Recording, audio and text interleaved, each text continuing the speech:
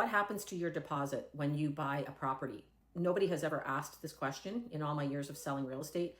Buyers have never asked me what happens, who holds my deposit, where is it going, is it safe? And the reason I started thinking about this is because of the recent iPro scandal. iPro is a very big real estate company, or was a very big real estate company in the Greater Toronto area with 2,400 realtors. And there's money missing from their trust account. About $8-9 million of that money is missing. So what happens now? There is insurance that covers that money, so these deals will close if you happen to be a buyer who bought a property and the listing was with iPro and iPro was holding that money, then that money is insured. The realtor's commissions are supposed to be insured, which is up in the air right now because of the amount of money that's missing. So where does that deposit go, and how does that deposit get dispersed? I'm quite surprised that I've never had a buyer ask me that question. I've had buyers ask me, what happens if I don't get my financing, or what happens if the home inspection doesn't go through? But I've never had a buyer ask me, who is holding this money, and how do we determine where it goes? Is it even going to be there on closing?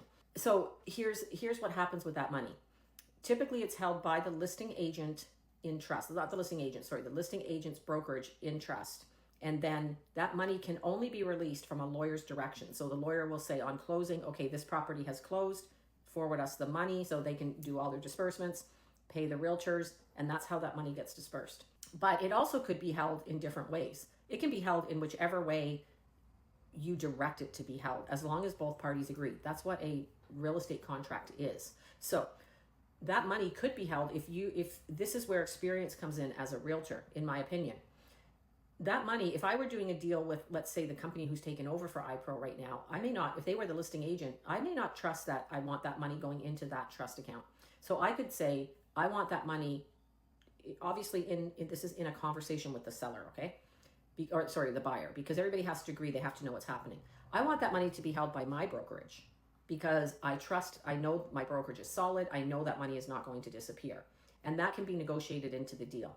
It's the same thing. It's still held in trust, and it can only be released by a lawyer's direction, okay? Now, it also could be held by a lawyer. So you could direct that the buyer's lawyer hold that money in trust, or you could direct that the seller's lawyer hold that money in trust. My point about all of this is we just need to ask these questions. We need to know, we need to be educated about where is this money going and what's going to happen to it.